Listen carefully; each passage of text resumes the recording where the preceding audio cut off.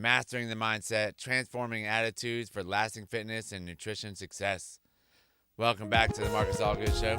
I appreciate everybody watching, sharing. I appreciate everybody enjoying the show.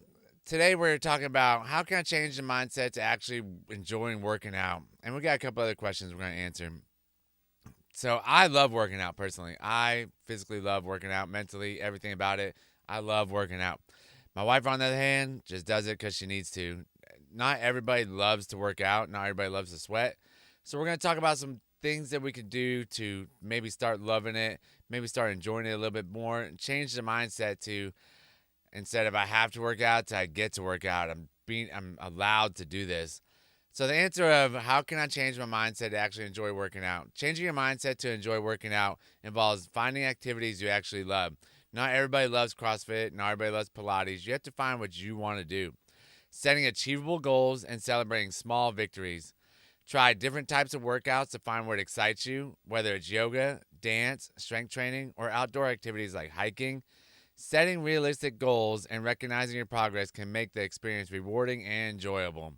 Additionally, focus on how you feel after working out. More energized, happier, and accomplished rather than immediate physical changes.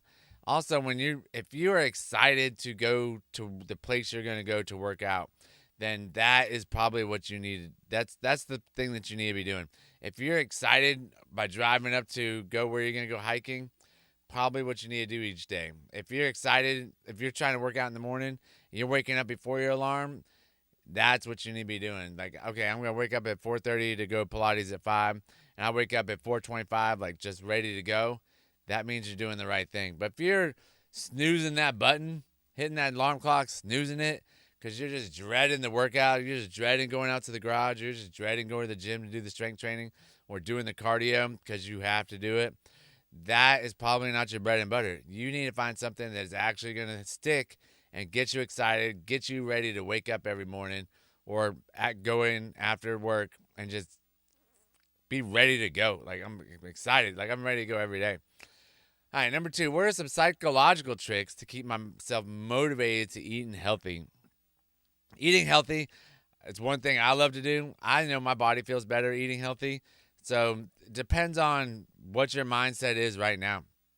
My mindset is I eat for fuel. I don't eat for the taste. Some of it has to taste good, obviously, but I'm not going out there getting my palate orgasms from food. To maintain motivation for healthy eating, use visualization techniques where you imagine the benefits of eating well, such as feeling energized and staying healthy, such as setting up your environment for success can also help keep healthy foods visible and accessible while minimizing temptations. Creating meal plans and preparing meals in advance can reduce the decision fatigue associated with eating healthy. I meal prep every day. I meal prep on Sunday and eat my lunches every day. Breakfast is always the same. Dinners are always different. And you know what's the most stressful time of day is? Dinners. Every time I got to figure out what we're going to eat for dinner, I'm like, I'm over it. I would just eat chicken breast, probably rice and broccoli every day. But the family doesn't want to eat that, so I have to pick out some other things to do. And I try and get them involved, and they don't like doing it. And so it boils down on me. But that is the most decision fatigue I get throughout the day, is trying to come up with something to eat to feed these kids and the wife each day.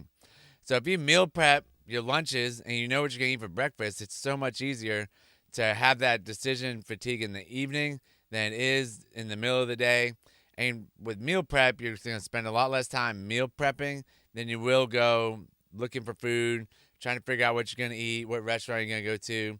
And you can also maintain how much protein you get in each time with meal prepping your food. I love to be able to stay healthy.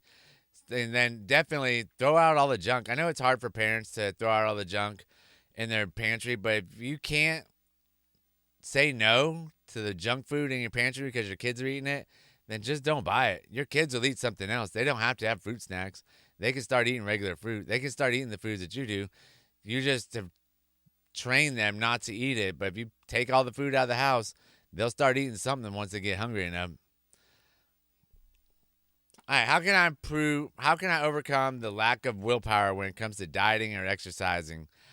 That is going to be a great question. I have a lot of willpower when it comes to it, but most people don't. So, overcoming a lack of willpower starts with creating a routine that minimizes the need for willpower. Schedule workouts as you would any important appointment, and prep meals in advance. Reduce reliance on willpower by limiting exposure to temptations. Avoid buying unhealthy snacks and skipping planned workout days. Also, try to build a support system either through workout buddies or online communities, which can provide accountability and encouragement. Everybody needs an accountability partner. They are just awesome. Person that can hold you accountable to going to the workout, making sure you're eating right, feeding you the encouragement that you need. But definitely don't skip the planned workout. Put it in the calendar. Don't go eating the unhealthy snacks. If you have to go to the store, find something healthy. Learn how to read a nutrition label. Learn what the fat is, what the carb is, and what the protein is, and just get after it. Like, it's not that hard once you make it a habit. Definitely do it for a month, and it's just gonna become second nature at that point, and it's not gonna feel like a daunting task to read the nutrition label or just find something that you need to eat. So making an appointment, scheduling everything out is actually one of the most beneficial things you could do. I mean, technically mine's scheduled out. I'm going to work out at 4:30 Monday through Friday and get up a little bit later on Saturday and Sunday. But technically it is scheduled. If I try and schedule in the afternoon, it's going to get way harder because of the fact that the kids and the wife and the business and everything just takes over.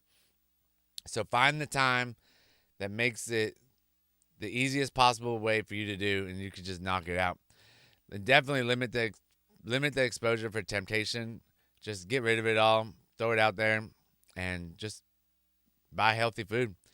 Number 4, what strategies can help me stick to my fitness goals when I'm not seeing quick results? Quick results are not what you want. It's a marathon when you start working out and eating right. Sticking to fitness goals despite slow progress requires setting process-oriented goals instead of outcome-oriented ones. Focus on consistency, like achieving a set number of workouts per week, 3 to 4 a week. Set that up and just keep going, rather than on weight loss or muscle gain. Keep a fitness journal to track your efforts and reflect on how much stronger or more enduring you've become. Celebrate consistency and effort as much as results. Consistency goes a long ways. It's going to outweigh your motivation. It's going to be discipline and consistency. The more consistent you are, the more disciplined you are.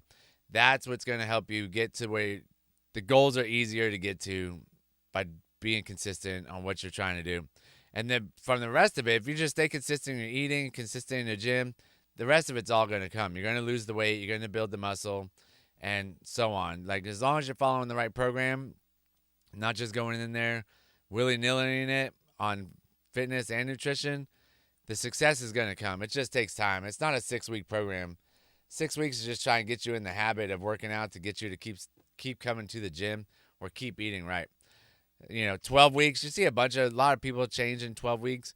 You can't do a lot of change in 12 weeks, but you got to be super strict. But for the most part, think about 6 months to a year. And then that's when you really need to dial in to see where your muscles are, where the weight loss is, like are you going towards your goals, things like that. 12-month mark, you should have a clear understanding of what's going on with your body. Number 5, how do I deal with burnout from constant dieting or intense fitness regimens? I don't do burnout. I just keep going. There is no end game, so you just keep going. Like, the only way you're going to burn out is if you don't reach the goal the imaginary goal that you have set for yourself. If you have the right mindset, this is a lifestyle, there is no end game, there is no burnout. So, dealing with burnout involves taking time to rest and recover both mentally and physically. It might be helpful to take a break from stringent dieting by allowing yourself some flexibility in your meal choices. In terms of fitness, incorporating lighter or different types of activities like restorative yoga or leisurely walks can help maintain activity without overwhelming exhaustion. Listening to your body and acknowledge when you're ready to slow down is crucial to long-term sustainability. These responses tackle the mental barrier and challenges. I mean, with that, I think burnout is more about a stress-related incident than and a stress-related incident and whether or not you're meeting your goals or not. And you're getting stressed because you're not meeting your goal. But if you don't set the goal to I want to lose 5 pounds and just say I want to eat right and I want to be healthy and fit, and there's no end game. It's just a lifelong game that you're playing until you can't do it anymore. You're probably not going to get burnt out. But if you set specific goals that are harsh, that are hard to get to, and you're not getting them, you're not celebrating little wins, you're going to get burnt out on that. Change the mindset so it's a lifelong endeavor and just go from there. So with that, let's recap real quick.